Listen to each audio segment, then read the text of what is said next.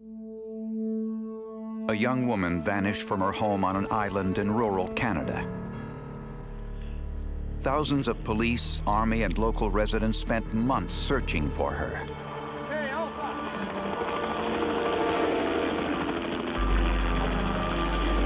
This is the story of how one tiny white hair solved the mystery of her disappearance while adding a new chapter to the history of forensic science.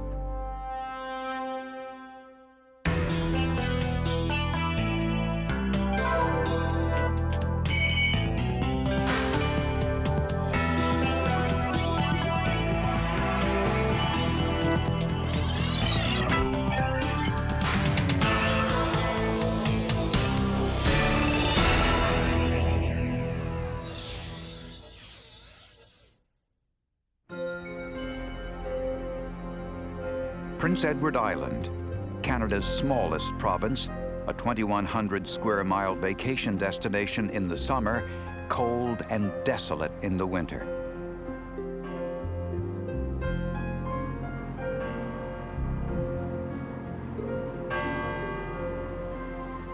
Father Eloi Arsenault has ministered to the islanders for almost 30 years. We're not used to big violent things going on because people are very much down to earth and everybody knows everyone because we're a small community. There's not a very large population on the island, you know. On October 7, 1994, a woman called police to report an abandoned car in a field near her house. The license plates were missing, and when police looked inside, they saw what looked to be a crime scene. There were blood stains, small specks of blood on the windshield, on the inside of the windshield, on the side windows of the vehicle inside. These dots indicate the location of blood inside the car. Forensic scientists identified the blood as medium impact blood spatter, the type caused when someone is hit with an object like a fist. The serial number of the vehicle identified the owner as a local woman, 32-year-old Shirley Duguay. Shirley was a stay-at-home mother of 5 children, the oldest 15, the youngest 8-year-old twins. Shirley and her children were living in this home, now abandoned in the small town of Richmond. Her father, Melvin, had been watching the children since Shirley disappeared 4 days earlier. Well, we found it very odd that no one had reported her missing initially, and of course it raised some suspicion with us. Shirley Duguay had been known in the past to take off for a couple of days, not tell anyone where she had gone, and then return. Police suspected it was Shirley's blood in the car. The pillow she sat on while driving was found nearby, soaked in blood. She was a very small, diminutive person, 4 feet 9 inches tall, less than 100 pounds. So a very, very frail-looking individual. Other than that, we didn't know too much about her. To identify the blood, scientists needed a blood sample from Shirley's father, Melvin, for DNA testing. Since Shirley would get half of her DNA from each parent, scientists found that the blood in the car contained 50% of Melvin Dugay's genetic markers, meaning the blood was Shirley's. While examining the blood, forensic scientists found something else. Blood that did not come from Shirley Duguay. Was this the blood of another victim, or possibly the blood of a killer?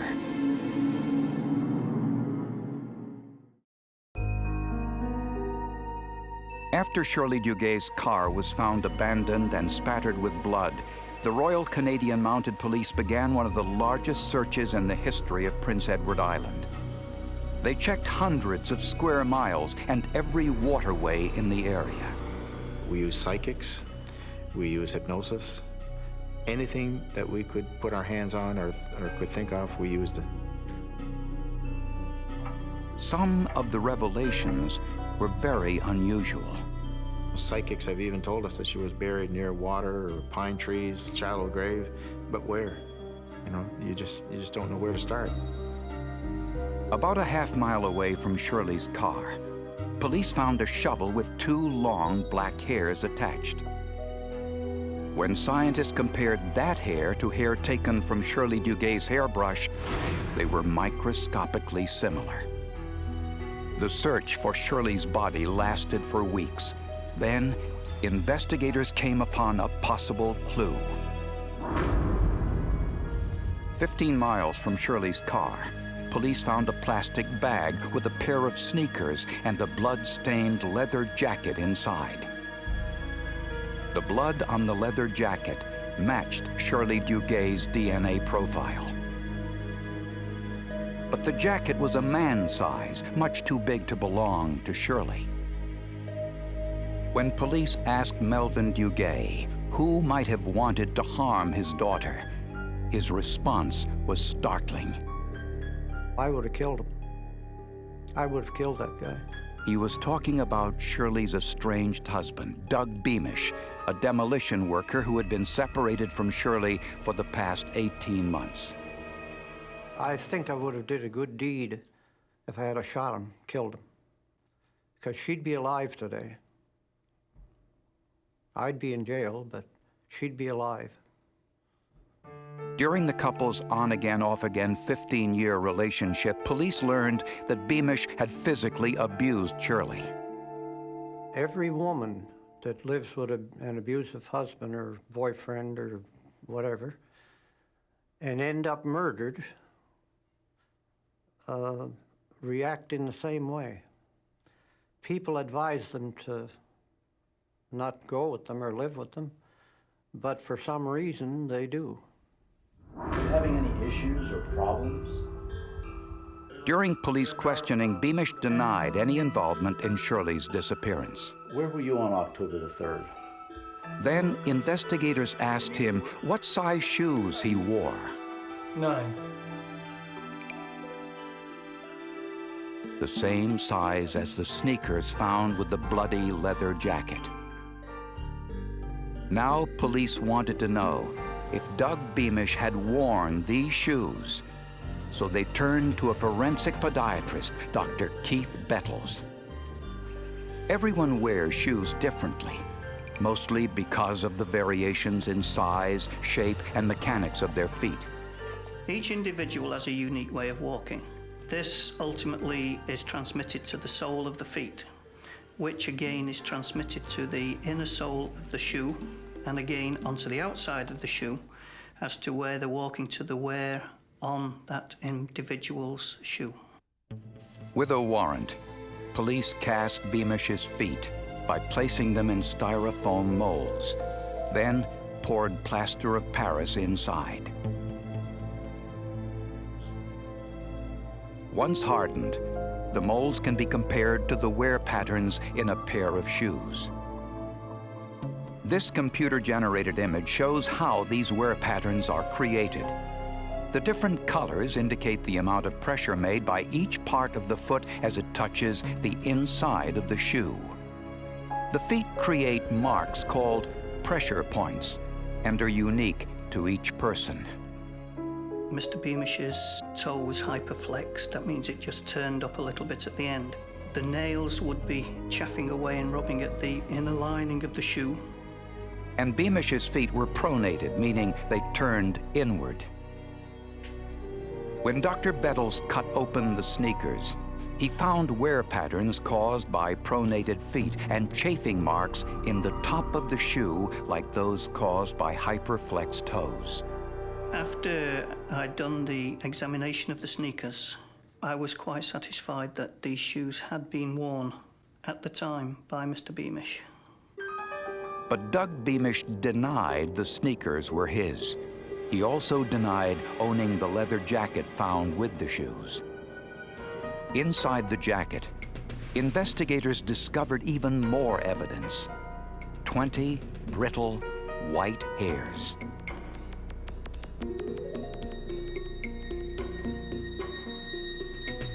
Under a microscope, the hairs did not appear to be human.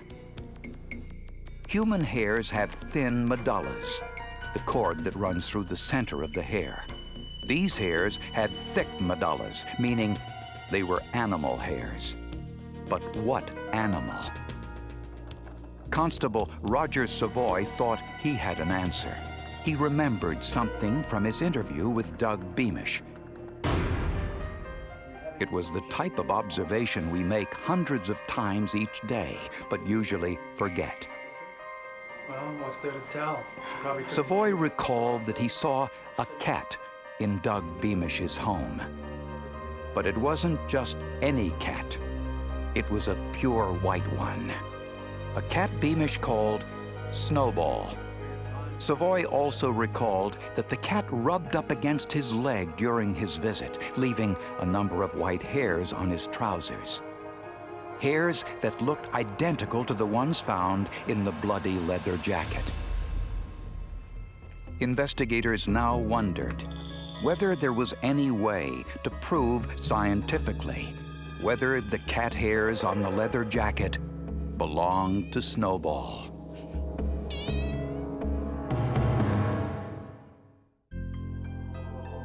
"33-year-old Shirley Duguay was still missing, but a leather jacket stained with her blood was found 15 miles from her abandoned car. Police believe the leather jacket was the key to her disappearance. The person involved in Shirley's death was likely wearing that jacket because it was not Shirley's jacket. So we had to put the jacket on somebody. We had to prove that jacket belonged to someone. Inside the jacket were several brittle white hairs, which were suspected to be from Doug Beamish's cat. If we could prove that it was this particular cat's hair, then we would be able to say, well, this belonged to Mr. Beamish, the jacket. And the job was to find someone that could do this type of testing. Savoy made hundreds of telephone calls and found, to his surprise, that forensic testing on cat hair had never been done before anywhere in the world. I'd like you to do some DNA testing for us. But he was fortunate enough to come across Dr. Stephen O'Brien, a geneticist at the National Cancer Institute in the United States who had spent decades studying hereditary illness in cats.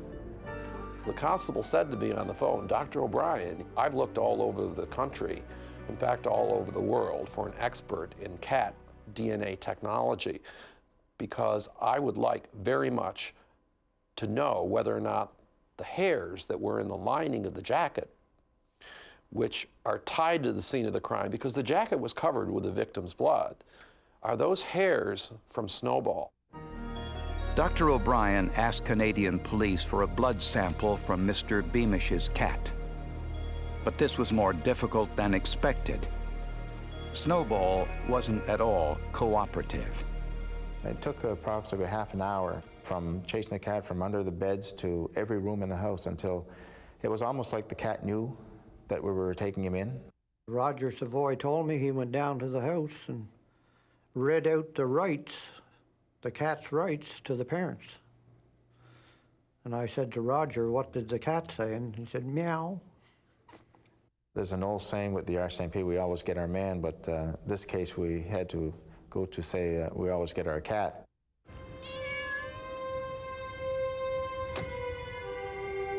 After finally capturing the cat, Snowball was taken to a local veterinarian's office for the necessary blood sample. Dr. Jane Bond drew the blood as two Canadian officers stood by to take custody of the sample in order to preserve the chain of evidence. Snowball's blood and cat hairs taken from the leather jacket were delivered in person to Dr. O'Brien and his team. One of the hairs contained a root, which was cut into pieces and put into a buffer solution which dissolved everything except the DNA. It was then amplified or photocopied so scientists had enough for their tests. The DNA profile of the hair found in the leather jacket was then compared to the DNA from Snowball's blood. We got a very clear match between the genotype of each of the markers in the hair to each of the same markers in Snowball. And the only way that that could have happened is that they came from the same cat. But Prince Edward Island is isolated, and there are thousands of cats there. Was it possible, because of inbreeding, isolation, or just plain feline promiscuity, that another cat on the island had the same genetic profile as Snowball? If so, the DNA match would be useless. You need to know that some other cat on Prince Edward Island couldn't have contributed that hair. What if 25% of the cats on Prince Edward Island had the same DNA profile, or 10%, or even 1 in 100 cats? So that's the next question you have to ask. What is the frequency of that profile? Blood samples were taken from 20 cats on Prince Edward Island and sent to Dr. O'Brien and his team. The DNA profiles of these 20 cats showed a rich genetic diversity. The chance that the cat hair found on the leather jacket belonged to a cat other than Snowball was estimated to be 1 in 70 million. This was the break Canadian investigators had been hoping for. And then, after 7 months of searching, a fisherman found the last piece of evidence.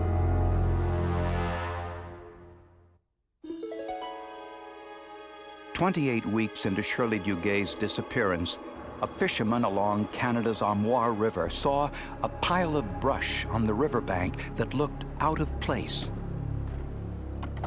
As he moved the brush away, he saw what appeared to be a human body. It was a very shallow grave, dug just deep enough to cover the body. The person was a very tiny person. We knew Shirley Duguay was less than 5 feet tall, less than 100 pounds. Obviously, we expected it was Shirley Duguay. I was alone by myself, and it started to snow. It was a freak snowstorm because, and I recall all I had on was a rain jacket, and I felt bad because the body was partly uncovered, so I took my rain jacket, which was all I had to keep warm, and put it on top of the grave to keep the snow off her. Ironically, Shirley's body was buried in a spot nearly identical to what the police psychic predicted. Near the water, under pine trees. It was just lucky that they found her when they did, because the police told me that within 2 or 3 weeks more, and they would have had a hard time to identify her because the ground was thawing out. They knew that there was very little hope of finding her alive, and when they found her, they were very relieved in the sense that they knew at least that they could have a service for her and pray and get together, and they could sort of bring a closure to it. At the autopsy, the cause of death was determined to be blunt force trauma. Just as the blood spatter in her car suggested, Shirley's nose was broken and her jaw broken in 3 places. One of her front teeth was found embedded in her lung. Doug Beamish was arrested and charged with murder. Scientists discovered that it was his blood mixed with Shirley's inside her abandoned car. But what was his motive? Police discovered Beamish had written Shirley a letter threatening to kill her before he'd allow her to get custody of their children. The whole letter was written in blood. It was just 1 page, mind you, but it was written in blood. Although Beamish denied owning the leather jacket stained with Shirley's blood, police found this photograph taken the day before Shirley's disappearance. In it, he is wearing a jacket identical to the one found at the crime scene. Well, actually, he has no defense at all, except to say I didn't do it. But I think if you interviewed all the prisoners in the prisons in Canada, they'd all say I didn't do it. That's pretty well. They've always got someone else to blame on. You know, criminals do that. They always blame someone else for their problems. They will certainly, you never see a criminal go in court and say, I did it, Judge. After going to great lengths to cover up the crime, Beamish never realized that petting his cat before the murder would be his downfall. 1 in 3 criminals have cats, and maybe 1 in 4 have a dog. So when you go to the scene of the crime, and if there's a trace of DNA there, it's like leaving your name, your rank, and social security number, which can be used. And failing to have the individuals, if they leave their pets' parts there, that can implicate them too. This is what happened with Mr. Beamish. His pet cat implicated him. Doug Beamish was tried and convicted of Shirley Duguay's murder and sentenced to 18 years in prison. The case is among the most celebrated in forensic history because it is the first time that animal DNA was used to convict a murderer. Since then, we've received calls from, after the investigation, from all over the world. Literally, I received calls from Japan asking us how this worked. How did the animal DNA work? I mean, I was actually surprised once the Snowball case became well known among the forensic community.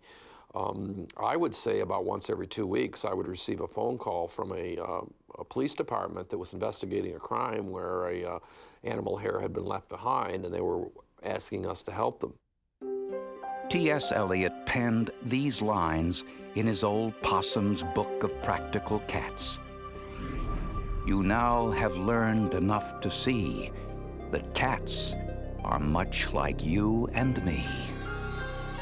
We've learned that applies to their DNA too. And Doug Beamish now wishes that this wasn't true.